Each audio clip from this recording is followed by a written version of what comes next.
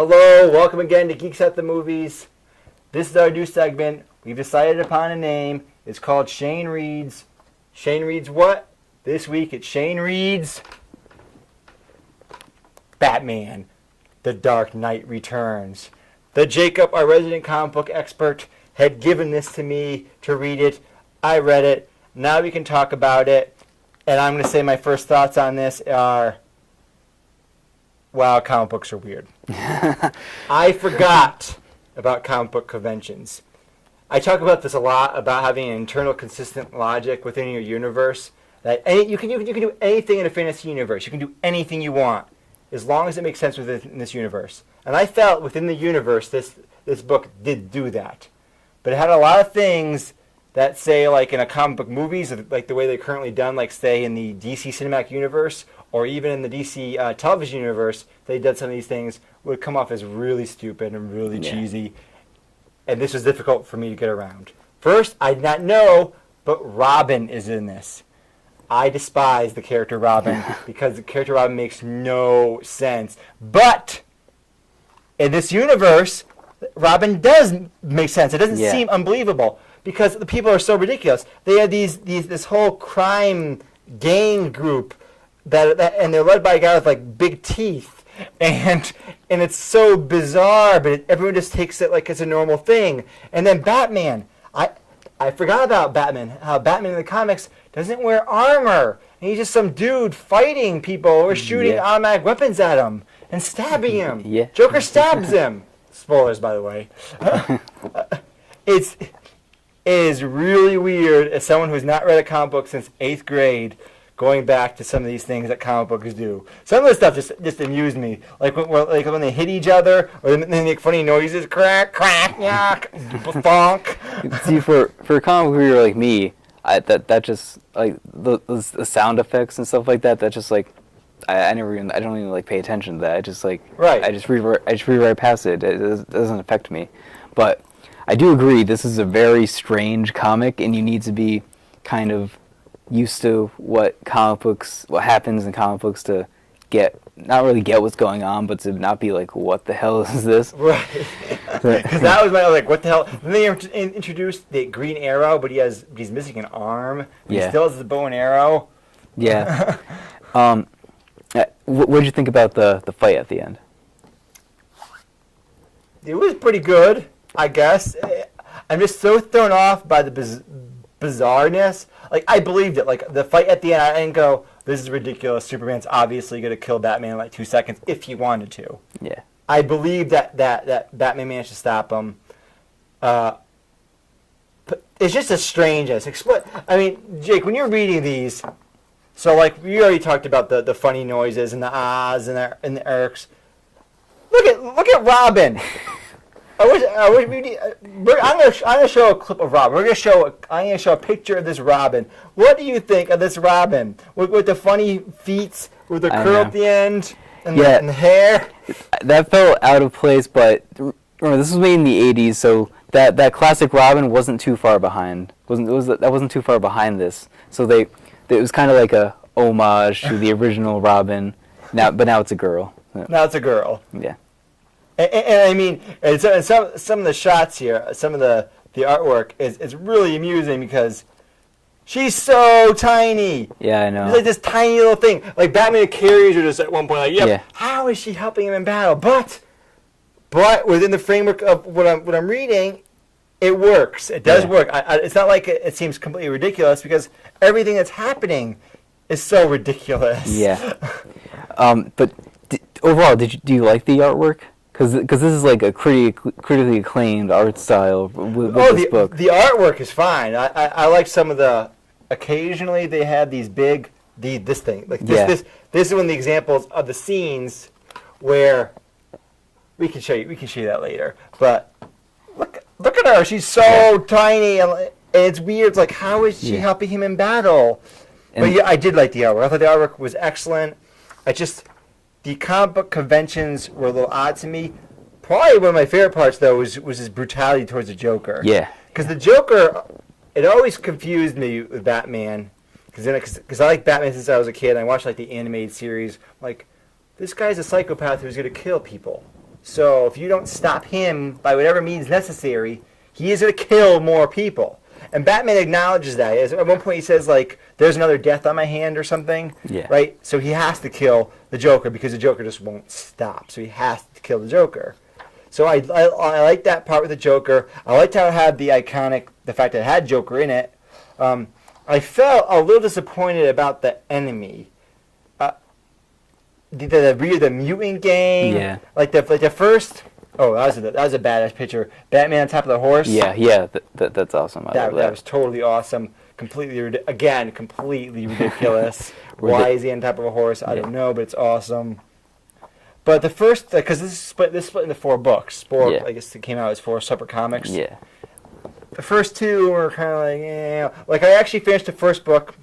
It took me like an hour or something. And I'm like, And then I started reading the second one. I'm like, well, let me get this done because I have to do this segment.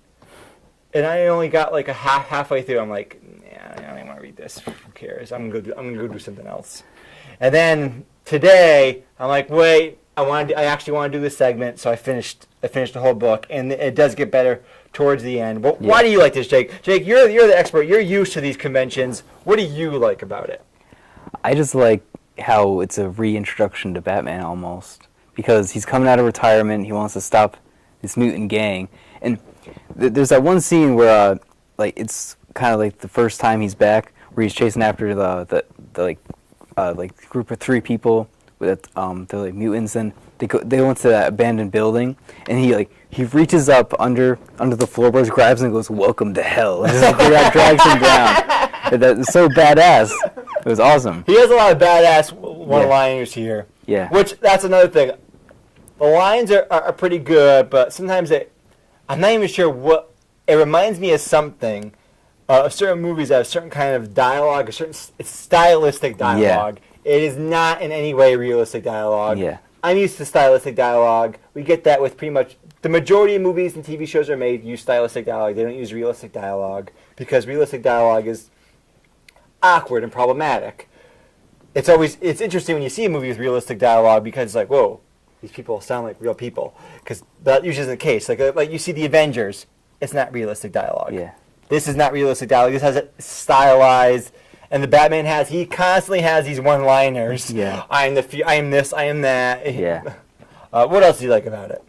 I just like how I like how weird it is. I like how like weird, off the wall, just completely insane. Just one of the things I don't like though was well, I kind of like it. It's the like all the parts they have where like it's people discussing Batman. I love those parts. Those parts I love. Those are my favorite parts probably of the comic. For me, they were just like, come on, I just want to get back to Batman. Here's why those parts were probably a lot more interesting to me than they were to you. I am a political geek. I actually have a political show, Local Liberty. I watch boring news programs with talking heads.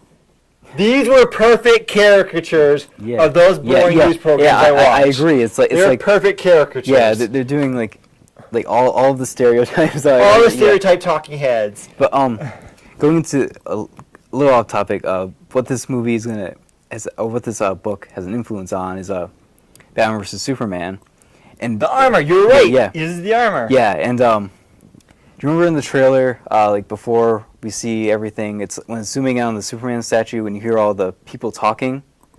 I think that was influenced by the parts in this where the people are talking on the TV. So I think we're actually going to see kind of that. Yeah, because it has a bunch of clips which sound like people on a talking head segment, like Neil deGrasse Tyson and another big player. You're right. Yeah, they probably are taking it from this. Yeah, and actually I really like the part where it kind of explains how Batman is able to survive like gunshots and stuff, because he wears the Batman symbol, and underneath it he has armor. Yeah. One place he has armor. He had one place for armor. Well, like he even says he can't armor his head, so he puts a target on his chest where he can armor himself. Why can't he armor his head? But I don't understand that. I don't know. But I'm nitpicking because I'm not used to this style. And we're going to continue doing this segment, and we're going to see if I can get past these conventions. Because when you go into anything, you go into TV, you go into movie, you go to any kind of art, there's conventions. There's things that you just have to accept on face value. Like when you go into the superhero comic movies. Wait, they have powers? Why don't they Just accept it. This is how it is. Yeah. Right? You have to accept some things to get into it. How did you like? Well, first, how did you like the Joker's character? I thought the Joker's character was excellent. He was the Joker I knew. Yeah, he was the like merciless. He's just gonna kill everyone. Like I mean that's the Joker. I always liked that version of the Joker. The kind of just I'll kill you, I'll shoot you. Yeah, whatever. the scene where he's running through the amusement park and just shooting everyone that he can get his sights on. That was like, holy crap! This is a this merciless Joker, and the Batman throws the battering into his eye. Right into his eye. Yeah, that was badass. Yeah. That was probably I really like that because I like Joker is my favorite villain. They did a good Joker. They had the brutal Batman. I was thrown off by a lot of some of the strangeness. The Robin really was just bizarre. Every time Robin was in the scene, I'm like, what? Yeah. Why is Robin being brought into these situations? She's a fucking 13-year-old girl. This doesn't make no sense. Yeah. And at one point, they actually comment on to like, we're charging him now with child endangerment. Yeah. I thought that was pretty amusing. They actually commented on the fact that they were actually bringing the kid in. Yeah, and that's why I don't think they'll ever have Robin in the movies because who brings a kid into a gunfight? You know, what sane person does that? No sane person. I mean, Batman's not really sane, but still, he wouldn't do that. Right, exactly. Yeah. So in the comic books, it worked with the mutant gang, and they're so ridiculous they make no sense. It works, I think, but I need to taste more of this. What did you think of the Superman part? I was just gonna ask you about that, but I really like the Superman part, because he was like the the Boy Scout, which is basically what Superman is, and he's working for the government. They have Ronald Reagan here. Yeah. He's so ridiculously caricatured in the movie. Yeah, and then Batman. It does like what the comic book did. Batman's the guy who's going to take justice into his own hands. Superman's the goody two shoes guy, and they expand upon that in this. Now that they're older, and they're wiser, I guess, and he's working for the government. Batman. He's out of retirement. He's going to do what he wants, just like he was always doing before this. And then that fight, it was like in a comic book. It's weird. It's weird seeing fights on movies and then reading them in the book because they have to do it in such a way so like you're like, oh, this is action packed. So they fill it with dialogue, and it's kind of weird doing that. But what did you think about the Superman part? I liked the Superman part more than I thought I would. I just found it interesting because their characters contrasted so much. Yeah. And I found it kind of amusing, the back and forth when they're showing Batman taking out some thugs, and they show Superman taking out a tank and a plane and a missile. Yeah, and a nuclear warhead. A nuclear warhead. Yeah. The fight scene at the end, and this is something... Now that I've seen comic book movies, looking at the fight on the page, it's like, yeah, that's really badass. Yep, it's pretty epic. Yeah, you know what I mean? Yeah, that's what I was saying. They have to do it in such a way now so that it's more about the art style and what they're talking about during it. I mean, at the time, they didn't have comic book movies. Yeah, and now that we see it on the screen with the CGI at such a high level, this is going to be hard to live up to that. Yeah, and this was the first glimpse that we got of a really badass Batman. So that's why this book is so critically acclaimed, and it still holds up today in some points. The story, the basic overall theme that they're getting across. I have to reserve like a final judgment because this is like getting into a new music genre for me. Like, if you don't like bluegrass, then you shouldn't be reviewing bluegrass. If you don't like romantic comedies, then you shouldn't be reviewing romantic comedies. You need to have some something that you like about the genre before you can really talk about it. I'm so new now, being reintroduced to comic genres. That's since 8th grade. It's like 15 years more than that ago for me, people. So this is interesting. We're going to continue this segment. Do you know what you're going to feed me next? Yes. For the next segment, Shane is going to read Civil War. Ooh, exciting. Yeah. So we want you to stay tuned, like and subscribe on YouTube. Check us out on Facebook. This is Mickey Geeks at the Movies.